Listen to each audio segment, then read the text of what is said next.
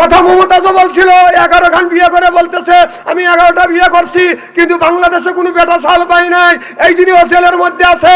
আমি বলি মমতাজ তুই জেল হাজত থেকে বের হয়, তোর কয়টা বেটা ছাল লাগবে বাকুয়ায়, তো সব বেটা ছাল দেবো। কথা যখন ঠিক কিনা? পুরুষের দুর্নাম করিস বাকুয়া, অনেক যুবক আছে, লাগা দেবো। কার সাথে তুই বিয়ে করবি সেই যুবকে কি দেবো? কি যুবক তোমরা ঠিক আছো তো?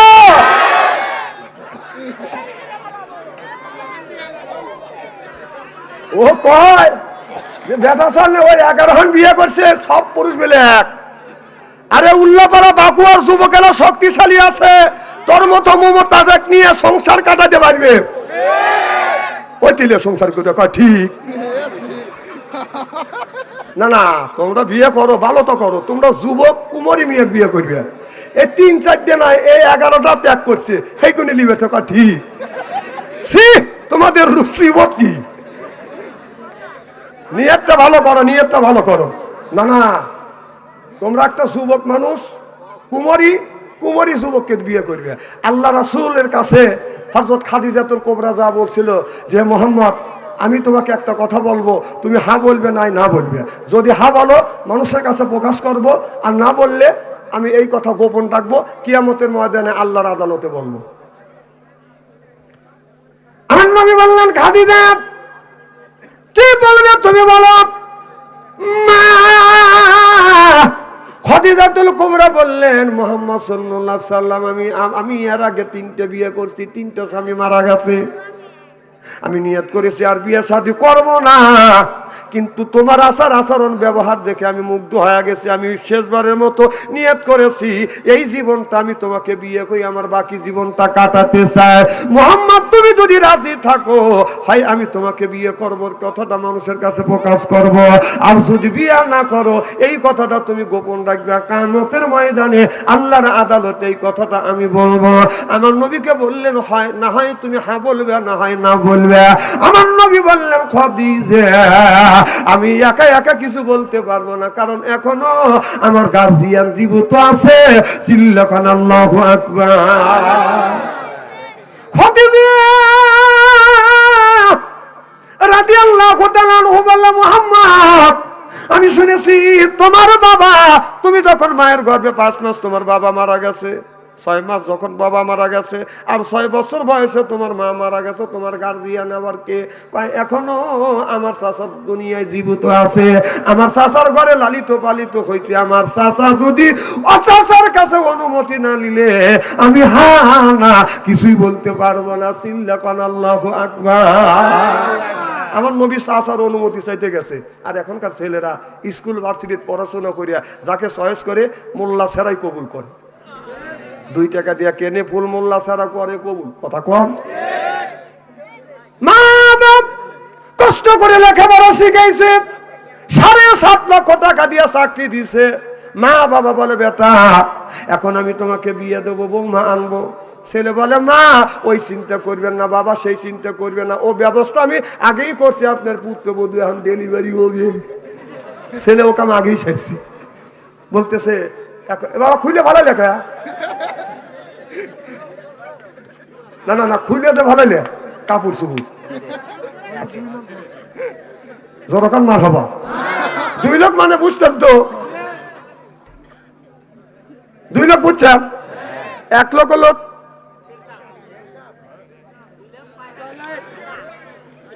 শোনেন তো। এইভাবে ওয়াজটা আমার বাইরে গেল। তখন এই ছেলেটা বাবা মা না জানা বিয়ে করছে, তো ছেলের বাবা রেগে গেছে, দুঃখ পাচ্ছে, যাহারে তুই বিয়ে করলি আর মেয়ের বাবা তোকে বিয়ে দিল, আমার কাছে একটা কথা জিজ্ঞেস করলো না। আমি এত কষ্ট করে ছেলেকে লেখাপড়া শিখাইছি, এত টাকা দিয়ে চাকরি দিছি, আর ছেলের মেয়ের বাবা এতই খারাপ যে আমার কাছে একটা বড় জিজ্ঞেস করলো না। আমি ছেলের গার্জিয়ান, যা বিয়ে বাড়ি আমি যাবই না। সেই বিয়ের সাথে কোনো কথা কানা সম্পর্ক করে না। এইভাবে 5 বছর হয়ে গেছে। এই 5 বছরের মধ্যে একটা নাতিও হয়েছে। এখন দাদা দাদি কিন্তু নাতি পুতির কাছে দুর্বল। কথা কন। ছেলে মেয়ে দেখতে না পারলেও ছেলে মেয়ের সাথে কথাও যদি না কয়, দাদা দাদি নাতির জন্য পাগল হওয়া যায়। তখন নাতি যখন হয়েছে, ওই ছেলে মোবাইল ধরা দেয়, দাদু, ছেলে ডাক দেয় দাদু, দাদু পাগল হওয়া যায়, দাদিও পাগল, দাদাও পাগল। ও দাদা আমাকে দেখতে আসবে না? কয়দিন দাদা আত্মা পাগল হয়ে গেছে, যাও ভাই আমি এই ডিসেম্বরের শনিবারের দিন, ডিসেম্বরের 2 তারিখে আসতেছি। তখন ওই যে মিয়ার যে বাবা তার সাথে যোগাযোগ করছে, মিয়ার মার সাথে কথাবার্তা বলছে যে বিয়ে আমি আসতেছি। মিয়ার বাবাও খুশি, মাও খুশি যে বিয়ে, আজ 5 বছর ধরে মেয়ে বিয়ে দিছি, এখন তো বিয়ে আসে না। আর আমার নাতির দোল্লাদে আমাদের 2 পরিবারের মধ্যে মিল করে দিচ্ছে, বিয়ে তাড়াতাড়ি এসে। তো বিয়ে ডিসেম্বরের 11 তারিখ যাবে বিদায়। বাড়িতে আপনার গাছের গোড়া রং চং করছে, টয়লেট টুইলেট টাইস টুইস করছে, আবার ফ্যানও জ্বলেছি। বিয়েই আসবে তো ঢাকা বিয়েই বাড়ি গেছে, যায় বিয়েই বাড়ি যা, বিয়েই পোলাপ, কোরমা, বিরিয়ানি, জর্দা, গরুর গোস্ত, খাসির গোস্ত, মুখ চটকাতেছে রে বাবা, ওয়াজ করতেছি আমি। এই এগুনে খাইছে, বুড়া মানুষ খাইবার চায় নাই, পল্লিকের মানুষ কাঁচা মরিচ আর পান্থা ভাত খাইছে, বোঝেন নাই? বুড়ো হয়ে গেছে, তুলে তুলে খাওয়াইছে, একটু পরে পেটের মধ্যে উমুম করে উঠছে। তো বিয়েই বলতেছে বিয়েই আমি 2 নম্বরে যাবো। তো বিয়েই বলতেছে বিয়ে কন কি, আমার বাড়ি 1 নম্বরে, আপনি যাবেন 2 নম্বর। 2 নম্বর না, এখান থেকে আপনার 15 মাইল দূরে। ড্রাইভারে বলতে এই ড্রাইভার গাড়ি প্লেস কর, আমার বিয়ে 2 নম্বরে যাবে। আসলে কি উনি ওই 2 নম্বরের কথা বলছে, ওনার পায়খানার চাপ দিছে এই জন্য বলছে 2 নম্বর। যখন বিয়ে 2 নম্বরে লেয় না, পায়খানার চাপ সহ্য করবে না পারে, পার উপরে পাও কেউরি দিয়ে বলতেছে বিয়ে জীবন না যাই যাই ভাব। কয় কে? আমি আপনাকে বললাম যে 2 নম্বরে যাবো, আপনি 2 নম্বর নিলেন না। কবি এই আমার বাড়ি 1 নম্বরে, 2 নম্বর হলো আপনার এনটা 10 মাইল দূরে। আপনি যাওয়ার কথা বলার সাথে সাথে ড্রাইভার গাড়ি প্লেস করে খালি পিক পিক করতেছে, আপনি গেলেই তো আপনি গাড়ি টানতে নিয়ে যাবে। না বিয়ে ওই 2 নম্বরে না, আমি টয়লেটে যাবো। তাহলে ইংরেজি ফিংরেজি বাদ দিয়ে বাংলা বলা লাগে না? উনি এটাও বোঝে না। তো টয়লেটে দিছে, উনি টয়লেটের মধ্যে যা দেখে যে টাইস টুইস করা, গ্রামের মানুষ বাস পাইরে কাম দেখাইছে, কথা বুঝো না রে, টাইস টুইস পাইছে, আবার উপরে ফ্যানও ঝুলেছি। চিন্তা করতেছে, তাও রুম পেরে করছে, মানে অত সুন্দর সেন, তাই ওই জায়গাকে এই কাম করা যায়। উনি চিন্তা করে হায় রে, আমি যাবো টয়লেটে, আর কি পাগলের বালটা কইলাম, এই জায়গা মানুষ বাদ দিয়ে খাওয়া যায়, আর এই জায়গা দিছে আবার টয়লেট করবে, টয়লেট করা সম্ভব? আর টাকা দেখা যায় উপরে হেলিকপ্টার চলতেছে, 3 পাখা হেলিকপ্টার, বলছেন তো কি ফ্যান। তখন বিয়ে চিন্তা করতে কি করি রে, বিয়ে জ্ঞানী মানুষ, পল্লিকের লোক হলে জ্ঞানী আছে। ডাইন পার মোজা আছে, মোজা খুইলে পিছনে ধরছি, ধরছে কে মোজা বইরে বেশ কেজি হারি হয়েছি। চিন্তা করতেছে কামটা দেখাইছি, মালটা আমি কোথায় রাখি। বিয়ে এবার মালটা চিন্তা করতেছে, এইটা যদি বিয়েই দেখে তাহলে তো ইজ্জত দেবে, আমার বাড়ি আইসা আর আমার এই কাম করলো। তখন টাকা দেখা যায় উপরে হেলিকপ্টার এরকম ঝুলতেছে, ওদের নাটা আছে, নাটা একটা একটু বড় আছিল, ওই নাটের হাতে পেঁয়াজ দিয়ে মাল ঢেকে দিছি, দিয়ে উনি চলে আইছি। পরেক্ষণ বিয়েই গেছে হলো টয়লেটে, ধনী মানুষ, টয়লেটে যাই সুইচ দিছে, তখন ফ্যান ঘুরতেছে, নিচ দিয়ে ডেলিভারি হচ্ছে, উপর দিয়ে খালি গোলাপ জল ছিটতেছে, মোজার থেকে গোলাপ জল সেঁকে সেঁকে বের হচ্ছে। চিন্তা করতেছে কে রে, সেগুনি বের হয় এনা কে, ওখান থেকে বের হয়ে বিয়ে নিয়ে বাড়ির যা বউ বলতেছে আমি টয়লেটে গেছি, দেখো আমার অবস্থাটা কি। তখন বউ বলতেছে তুমি বিয়ের সাথে, তুমি ডায়াবেটিস এলা লোক, বিয়ের সাথে পাল্লা দিয়ে খায়া দাওয়া করছে, আমি বিয়ের সাথে ডায়াবেটিস পাল্লা দেখা তুই যা যা দেখ। বউ করতেছে তুমি কাপড় চুপড় নষ্ট করে ফেলছো, তুই যা, আমি কাপড় চুপড় নষ্ট করছি। তখন তার বউ যা দেখে যে সেও টয়লেটে যা ফ্যান দিয়ে দেখা যায়। ঠিক আছে, ঠিক আছে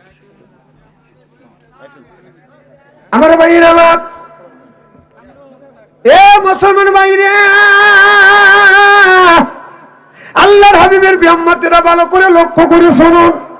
আল্লাহর ওলি ইমামে আযম আবু হানিফা রাহমাতুল্লাহ আলাইহির দরবারে যা একটা বুড়ি মানুষ যা হাজির হয়ে গেলেন, বুড়ি মাকে ডেকে বলে একটা বুড়ি মানুষ একটা বকরি নিয়ে দাবাদান হাজির হয়ে গেলেন। এদিক তাকান, চেহারা কি একেবারে খারাপ নাকি? অনেক অনেক তাকান কে?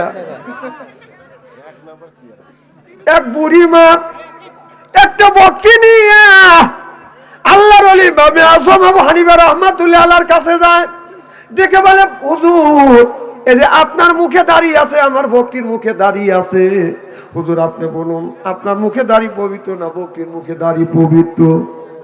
আচ্ছা আপনারা বলুন বকরির মুখে দাড়ি পবিত্র না মানুষের মুখে দাড়ি পবিত্র? জোর কম। সুন্দর করে জবাব দিলে বাদান খুশি হব। বাদান বকি সুদ খায়, কথা কয় না রে, বকি ঘুষ খায়, সন্ত্রাসী করে, চাঁদাবাজি করে, আইল ঠেলে, মানুষ সুদ খায়, ঘুষ খায়, আইল ঠেলে, সন্ত্রাসী করে। সুন্দর করে তাহলে জবাব দিবেন। তাহলে বক্তির দাড়ি পবিত্র না মানুষের দাড়ি পবিত্র? বাহ, ফস করে ফতুয়া দিয়ে দিলেন। এবার বুড়িমা তখন বললে, আল্লাহর ওলি, এই যে আপনার মুখে দাঁড়িয়ে আছে, আপনার আমার বক্তি মুখে দাঁড়িয়ে আছে, হুজুর বলেন তো এই বক্তির মুখে দাঁড়ি পবিত্র না মানুষের মুখে দাঁড়ি পবিত্র?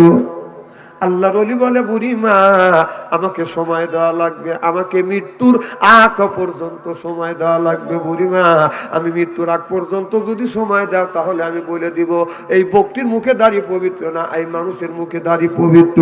অন্য মানুষের কথাই আমি বলতে পারবো না।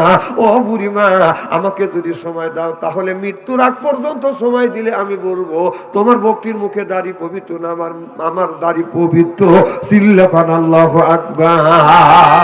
আল্লাহর ওলি যখন এই কথা বললেন, বুড়িমা বললেন, আল্লাহ যদি হায়াতে বাঁচা রাখে আর তোমাকেও যদি বাঁচা রাখে আমি তোমাকে সময় দিলাম। আমার ভাইরা আমার, এই কথা বলিয়া বুড়িমা যখন বের হয়ে গেলেন, কিছুক্ষণ পরে বাদানা চারজন মহিলা যুক্তি বুদ্ধি করে এসে বলতেছে, হুজুর পুরুষ মানুষ 4টে বিয়ে করতে পারে, মহিলা কেন 4টে বিয়ে পারে না? হুজুর একটা পুরুষ সম্ভব যদি হয় 1-এর থেকে 2টা করবে, 2-এর থেকে 3টে করবে, 3-এর থেকে 4টে করবে, 3টে 4টে বিয়ে পুরুষ করতে পারে, আমরা নারীরা কেন বিয়ে করতে পারবো না? হুজুর পুরুষ যদি 4টে বিয়ে করে আমরা নারী কেন পারবো না? আমাদের অনুমতি দেন, আমরা 4টেই বিয়ে করব। আল্লাহর ওলি বলল, মা পুরুষ কেন 4টে বিয়ে করতে পারে আর নারী কেন বিয়ে করতে পারে না? এই জবাব সরাসরি আমি দিতে পারবো না, আমাকে যদি একটু সময় দাও মা, আমাকে 1 মাস সময় দেওয়া লাগবে। 1 মাস পরে বলবো পুরুষ 4টে বিয়ে কেন করে আর মহিলা কেন 4টে বিয়ে করতে পারে না। যাওয়ার সময় একজন মহিলা বলো, হুজুর আপনি যদি 1 মাস পরে উত্তর যদি সঠিক না দিতে পারেন তাহলে অনুমতি দেওয়া লাগবে, পুরুষ যদি 4টে করে আমরাও করব। কি রাগ করছি? তসলিয়া নার্সিন একেবারেই কম না। এই তসলিয়া নার্সিন বলছিল, তসলিয়া নার্সিন তখন বলছিল যে বাংলাদেশে 11টা বিয়ে করছি, 10টা বিয়ে করছি, একটা বেটা চাউলও পাই না। আমি বললাম, আমি উত্তর দিয়েছিলাম, ও এখনো উত্তর দিয়ে তো মরে গেছে, তুই যদি বাইসে থাকিস তুই এই ছোট বাকু আসে দেখ কয়টা তোর বেটা চাল লাগবে, তোর বেটা চাল দেবো আমি।